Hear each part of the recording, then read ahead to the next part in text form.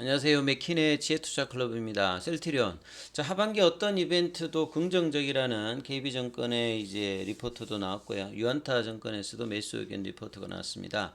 자, 증시의 주도 섹터인 2차 전지에 이어서 차기 주도주의 바이오 헬스케어의 어떤 이야기들도 계속 나오고 있는데요. 다음 주 투자절까지 한번 살펴보도록 하겠습니다. 먼저 차트를 통해서 살펴보도록 하겠습니다. 자, 셀트리온 같은 경우는 볼린저 밴드 상단 태깅을 할 듯 안 할 듯 하면서 3일 정도 이제 양봉 이후에서 조정봉이 나오는데 이어지는 양봉이 이제 나오고 있지 않습니다만 그 부근에 머물고 있죠. 그래서 16만 원대 부근에서 확실하게 올라가지는 못하고 그 부근에 플랫형 조정을 하고 있습니다. 오늘 수급은 보시게 되면 프로그램도 좀 매도가 나오고 외국인들 기관은 오늘 또 매수했습니다만 외국인들이 다시 좀 매도를 하는 어떤 모습으로 나왔죠. 그래서 현물 관련되는 부분에서 보시게 되면 외국인들이 조금 매도했습니다. 기관은 소폭 매수. 그러면서 이제 밑꼬리가 나오면서 5일선의 어떤 지지 흐름은 되는 모습이었는데요. 시간에는 300원 정도 빠져서 19만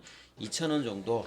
그래서 이 양봉을 빼주고 난 다음에 2월 달에도 이렇게 되었죠. 양봉을 빼주고 난 다음에 여기서 지지를 하고 올라가야 되는데 그 뒤로 빠져버렸거든요. 그리고 연속된 양봉이 좀 나왔다가 다시 볼린저 밴드 상단에서 저항 맞고 내려왔는데 그래서 이런 박스권을 지금 넘어갈지 여부가 이 단에서 굉장히 중요하거든요. 그래서 나름 중요한 위치권에서 이제 넘어가느냐 안 넘어가느냐. 그래서 16만 원권 어떤 가격을 넘어가서 안착을 하고 이 17만 원대로 이제 넘어가는 흐름들을 4월 달부터 보여주느냐. 실적과 더불어서 모멘텀이 풍부하기 때문에 충분히 기대가 될 수 있는데 결국은 이제 수급이 계속 이제 기관과 외국인들이 들어오느냐가 주가 측면에서 굉장히 중요합니다. 모멘텀이나 펀더멘탈에서는 충분히 상방으로 갈 수 있는 재료와 모멘텀을 가지고 있는데 수급이 이 부분을 받쳐줄지 여부가 굉장히 좀 중요하죠.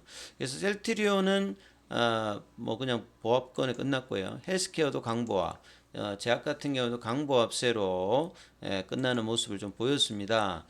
자, 그래서 기사 관련되는 부분을 보면 이제 하우스에서 최근에 뭐 한투정권도 그렇고 오늘 같은 경우에는 뭐 KB 유안타 쪽에서도 나왔는데요. KB 쪽에서는 이제 김태희 연구원이 하반기 이벤트가 많죠. 당장 이제 4월 달에 이제 베그젤마 관련되는 부분에서 이제 미국 관련되는 이벤트, 이제 5월 달에는 유플라이마 관련되는 부분에서 허가 관련된 요게 조금 이제 계속 이제 딜레이 되었기 때문에 이 리스크가 해결이 되어야 7월 달에는 유플라이마의 미국 이제 상업화 관련되는 기대, 그리고 7월 달에는 이제 3, 4병에서 가장 중요한 이 금감원의 해계 논란 관련된 최종 리포트가 나오기 때문에, 그리고 이제 그 전까지 이제 자사주 매입이 끝나죠.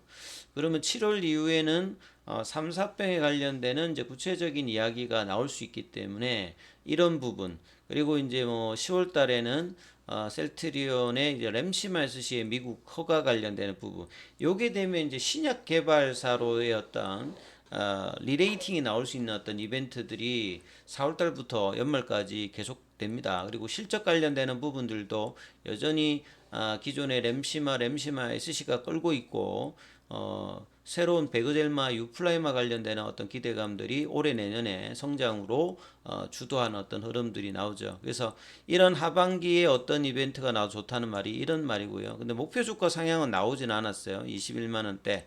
대부분은 어떤 국내 하우스들이 25만 원 중심으로 해서 그 부분에서 좀 밑단. 근데 작년에 SK증권은 30만 원대까지 나왔던 이 부분들을 지금 올리고 있지 않는데 이 부분들이 이제 뭐 향후에는 계속 이제 상향이 될 가능성은 여전히 있다 이렇게 봐야 되겠죠. 하반기 7월 달 이후에 3, 4병에 관련된 이야기, 그리고 이제 성장을 위해서 인수합병 대표적인 부분은 이제 이 박스터의 바이오 파마 솔루션입니다. 회사가 이제 확실히 하겠다는 말은 아닙니다만 그만큼 이제 M&A가 중요한 어떤 성장에서 동력원이다. 여기 관련해서 이 자금 조달 이런 부분들이 어떻게 될지도 좀 중요합니다만 모멘텀은 좀 필요하고요. 그 다음에 이제 신약 개발 관련되는 부분에서 이 후보 물질 이거는 이제 내년도에 이제 좀 더 구체화될 거고요. 여러 플랫폼이 있죠. ADC라든지 이중항체, mRNA, 그다음에 마이크로바이옴 관련되는 부분, 이런 부분들이 이제 신약 개발 회사로서 이제 필요한 어떤 부분들이죠.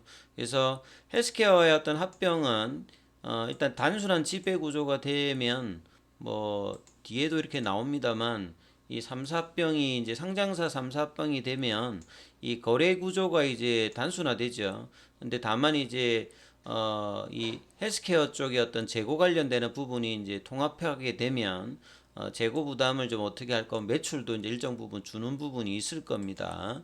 하지만 이제 오히려 이런 부분들이 그동안 이 수급 논란에서 불확실성을 해소하기 때문에 상당히 뭐 이게 단순화된 어떤 지배 구조가 투자 접근성이 높아지기 때문에 긍정적으로 수급 개선을 볼 수 있고, 합병을 하게 되면 이제 단일 뭐 단일화되기 때문에 이 패시브 펀드의 어떤 매수 수요는 더 커질 수 있죠. 시가총액이 커지기 때문에. 그리고 이제 앞서 말씀드렸던 이 M&A 관련되는 부분은 이후에 상황을 좀 봐야 될 거고요. 그리고 앞서 말씀드렸습니다만 바이오 시밀러는 2019년도부터 이 성장 속도는 계속 줄고 있습니다. 이런 부분들은 부정할 수가 없죠. 왜냐하면 가격에 대한 어떤 경쟁이 계속 이제 올라가고 있는 상태입니다. 이거는 이제 중국이나 인도 같은 후발주자, 가격 경쟁을 앞서서 들어오는 부분이 있고, 빅파마들도 많이 진입을 해 있죠. 그래서 과거에 보면 이 퍼스트 무버가 나오고 나면 한 1년 6개월 정도 있다가 이제 후발주자가 나오고, 대표적으로 바이오시밀러는 상위 한 3위 정도 안에 들어가야지만 좀 돈을 버는 구조인데, 요즘에는 후보가 거의 한 뭐 10개 정도가 각 축을 벌이기 때문에 이게 경쟁 강도가 세졌다는 거죠. 그러다 보니까 이제 바이오시밀러가 처음부터 이제 가격을 확 낮춰가지고 이 경쟁을 하고 있기 때문에 바이오시밀러 시장 자체는 계속 커집니다만, 이 퍼스트 무브를 해도 후발주자가 6개월 만에 나오죠. 그리고 이제 가격 경쟁을 바로 하니까 그만큼 어떤 성장 속도라든지 수익성을 내기가 좀 쉽지가 않은 어떤 단계입니다.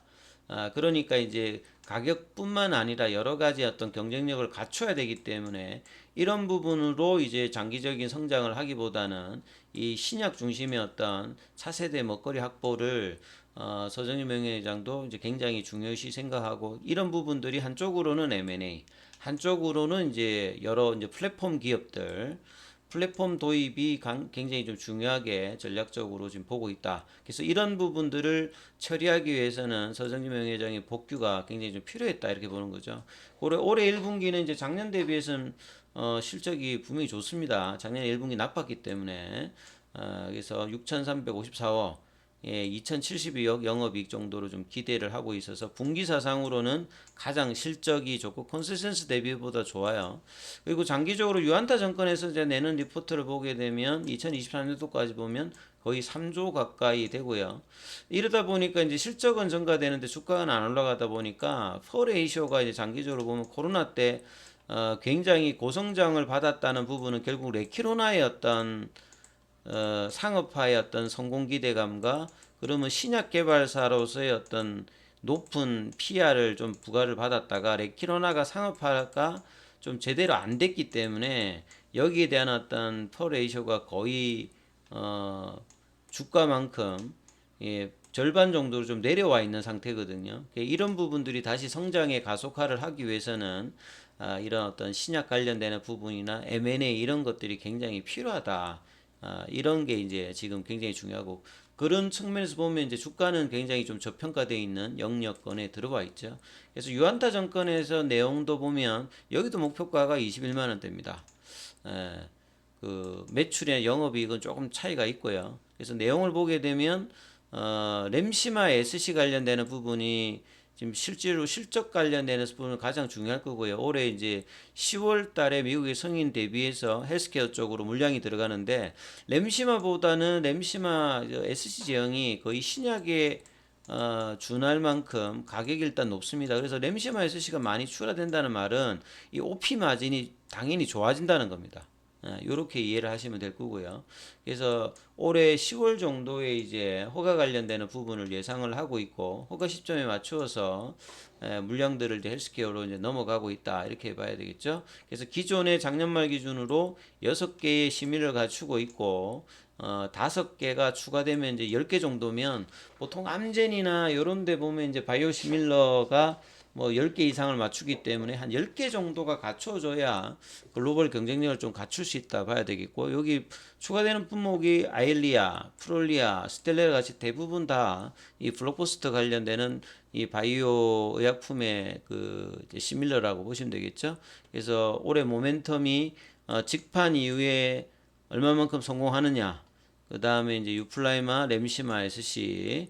그래서 유플라이마 관련되는 부분들의 어떤 허가가 작년 연말에 될 줄 알았더만 요게 안 돼가지고 지금 5월 정도의 이 승인 관련되는 모멘텀이 중요하기 때문에 자, 이 부분들도 주가에 긍정적으로 좀 작용할 걸로 보여집니다. 그래서 3, 4병을 하게 되면 제약이 가장 중요한 부분이고, 제약이 다시 이제 이 부분이 올라가기 위해서는 이 9만 원대의 어떤 회복이 중요한데, 딱 여기 좀 어제 그 부분에서 윗꼬리를 좀 맞았기 때문에 이 부분이 넘어가는 게 중요하고요. 셀트리온 입장에서는 빠르게 이제 16만 원, 17만 원대, 그리고 이제 중기 라인에서는 중요한 게 이 120일 기준으로 보시게 되면 이 고가 라인이 18만 원대 있습니다. 그래서 한 1주, 2주, 그러니까 이번 달만 좀 지나게 되면 요 고가들도 이제 18만 원 밑단으로 좀 내려오게 되죠. 그래서 향후에 주가 측면에서 보면 돌파를 만들어내는 어떤 가격 단가가 이제 18만 원 밑단으로 내려오기 때문에 이런 부분들이 이제 조금 내려가게 되면 중장기 목표가들이 이제 장기적으로 보면 이제 한 25만 원대에서 이 30만 원대의 흐름들이 중장기적으로는 갈 수 있는 어떤 흐름을 만드는데, 이렇게 가기 위해서는 먼저 가장 중요한 라인이 20만 원대를 넘어가는 부분이겠죠. 자, 이 부분을 언제쯤 만들기 위해서 지금 주가 형성들을 이 16만 원, 17만 원대 흐름을 벗어나는 게 가장 중요하기 때문에 다음 주에 이 흐름들이 어떻게 되는지를 주목하시면서 투자 대응 전략 삼아보시기 바라겠습니다. 여기까지 하겠습니다.